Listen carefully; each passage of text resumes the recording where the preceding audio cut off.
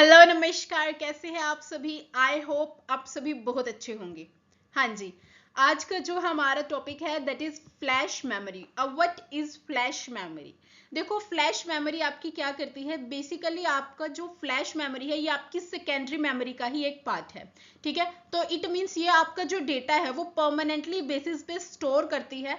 It is non volatile in nature. Non volatile का basically क्या मतलब होता है कि व्हेन किसी भी वजह से, ड्यू टू एक्सटर्नल और इंटरनल रीजंस की वजह से, अगर आपकी कंप्यूटर सिस्टम को पावर नहीं मिल रही है, ठीक है, उसका स्विच ऑफ है, तो उस केस में भी आपका डेटा जो है मेमोरी के अंदर स्टोर रहेगा। But in case of primary memory, अगर हम प्राइमरी मेमोरी की बात करें तो उसमें आपका डेटा क्या होता था, टेम्परेरी बेसिस पे स्टोर होता था, क्योंकि प्राइमरी मेमोरी आपकी वॉलेटाइल नेचर की होती है। इट मीन्स अगर उसे पावर नहीं मिल रही है तो वो सारे के सारे डेटा को इरेज कर देती है। ठीक है, तो अब हम बात कर रहे थे फ्लैश मेमोरी की। यस, फ्लैश मेमोरी जो है आपकी सेकेंडरी मेमोरी का पार्ट है। सेकंड इज, ये क्या होती है आपकी नॉट वॉलेटाइल। इट मीन्स ये नॉन वॉलेटाइल नेचर होती है, अपने डेटा को परमानेंटली स्टोर करती है। देखो, flash memory is secondary memory, so it is not volatile, which means it persists the data even if there is not an electrical supply provided। ठीक है, जब तक आपको इलेक्ट्रिकल सप्लाई अगर आपकी ऑफ भी हो रही है तब भी वो क्या करेगी, आपके डेटा को रिटेन करके रखेगी। ठीक है, this flash memory work on the principle of EEPROM। अब व्हाट इज EEPROM।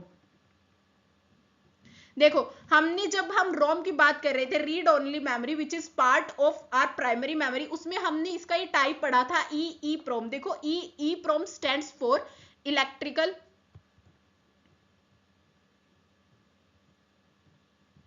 ये थोड़ी अच्छी राइटिंग नहीं है बट फिर भी okay, electrical erasable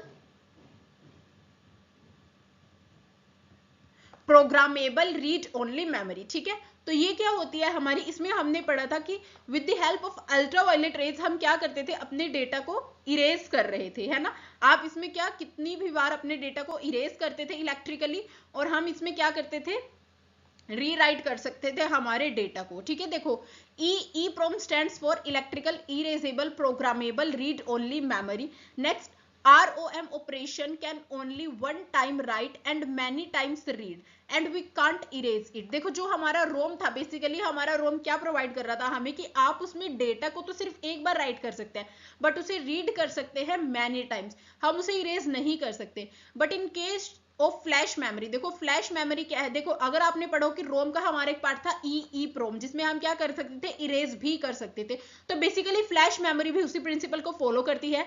means flash memory में भी आप मल्टीपल टाइम्स अपने डेटा को इरेज कर सकते हैं, अपग्रेड कर सकते हैं, अपडेट कर सकते हैं। ठीक है, तो ये क्या कर सकते हैं हम, फ्लैश मेमोरी हमारी EEPROM के प्रिंसिपल को फॉलो करती है। So it gives flexibility to the updation of program, but ROM has no such type of feature. जो आपका रीड ओनली मेमोरी था, हम यहाँ पे रोम की बात कर रहे हैं, रोम के टाइप्स की नहीं। तो जो आपका रीड ओनली मेमोरी था वो सिर्फ आपको क्या अलो करता था, सिर्फ डेटा को रीड करने के लिए अलो करता था। बट फ्लैश मेमोरी आपके EEPROM के कॉन्सेप्ट को फॉलो करती है। दैट्स वाई इसमें हम मल्टीपल टाइम्स अपने डेटा को इरेज कर सकते हैं और लिख सकते हैं। Okay, yes, features of flash memory. देखो, अब इसके फीचर्स क्या क्या है। The first is non volatile in nature.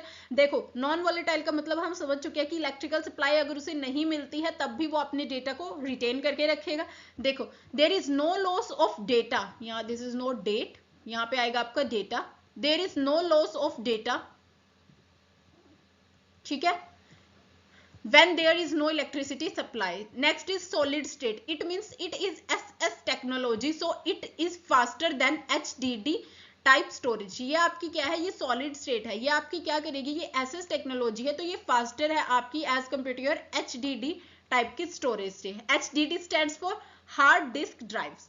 Next is fast access time. इसका जो एक्सेस टाइम है वो फास्ट है। It support solid state technology, so it has faster access time.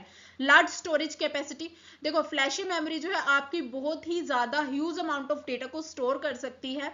देखो, flash memory device can store large amount of data from a few GB and several of TB। ये देखो, हमारी गैगाबाइट्स और terabytes तक में भी हमारे डेटा को स्टोर कर सकती है। Okay, next is low power consumption. ये आपकी क्या है, as compare to HDD drives, ये आपकी लो पावर को कंज्यूम करती है। उसके बाद है flexibility toward erase and write operation. देखो हम इसमें मल्टीपल टाइम्स अपने डेटा को इरेज कर सकते हैं, रीराइट कर सकते हैं, तो ये हमें एक तरह से फ्लेक्सिबिलिटी प्रोवाइड कर रहा है कि आप कितनी मर्जी टाइम अपने डेटा को इरेज करो, कितनी मर्जी टाइम अपने डेटा को राइट करो। ओके अब अगर इसकी इतनी सारी फीचर्स हैं तो इसकी कुछ डिसएडवांटेजेस भी होंगी, तो लिमिटेशंस ऑफ फ्लैश मेमोरी। अब इसकी लिमिटेशंस देखते हैं वो क्या क्या है हमारे पास। फर्स्ट इसकी लिमिटेशन जो है वो है limited life span. Limited life span का देखो क्या मतलब है। Writing on to the flash memory by electrical supply may damage the hardware. ठीक है, आप क्या कर रहे हो, बार बार अपने डेटा को इलेक्ट्रिकली इरेज करा रहे हो, देन उसको रीराइट कर रहे हो, तो इसकी वजह से जो आपका हार्डवेयर है उसके डैमेज होने के चांसेस बहुत ज्यादा हो जाते हैं। So it has some limitation to the life span of flash memory. तो ये जो है हमारा लाइफ स्पेन को वो कर रहा है। The next is slower write speeds. देखो इसमें क्या है, frequency of writing speed no so less than RAM. देखो इसके अंदर आपकी जो राइटिंग स्पीड है वो बहुत ही ज्यादा कम है as compare to your RAM random access memory, and to write the data by using an electrical pulse every time may take more time than RAM। ठीक है, रैम की कंपैरिजन ये आपकी बहुत ही ज्यादा टाइम कंज्यूमिंग है। लिमिटेड स्टोरेज कैपेसिटी, देखो इसके अंदर बेशक आप ह्यूज नंबर ऑफ डेटा को क्या कर सकते हैं, स्टोर कर सकते हैं, बट इसकी एक लिमिटेड स्टोरेज कैपेसिटी है। किस तरह से, देखो flash memory has high storage density, इसकी डेंसिटी बहुत ही ज्यादा हाई है, but lesser than some other memory device such as HDD and tape drives. आपकी सेकेंडरी स्टोरेज डिवाइस में जो आपकी टेप ड्राइव्स है, मैग्नेटिक टेप है, मैग्नेटिक डिस्क है, ये आपकी बहुत ही ज्यादा अमाउंट ऑफ डेटा को स्टोर कराती हैं as compare to your flash memory. And the last is data corruption. When we are writing to the flash memory by using electrical pulse and when power supply cut off accidentally, then loss of data will be there.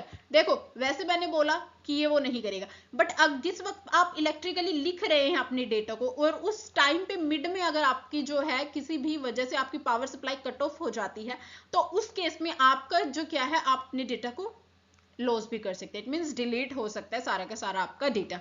So I hope flash memory का हमें concept अच्छे से समझ आ गया है। इसमें आपको कोई भी डाउट है आप मुझसे कमेंट सेक्शन में पूछ सकते हैं।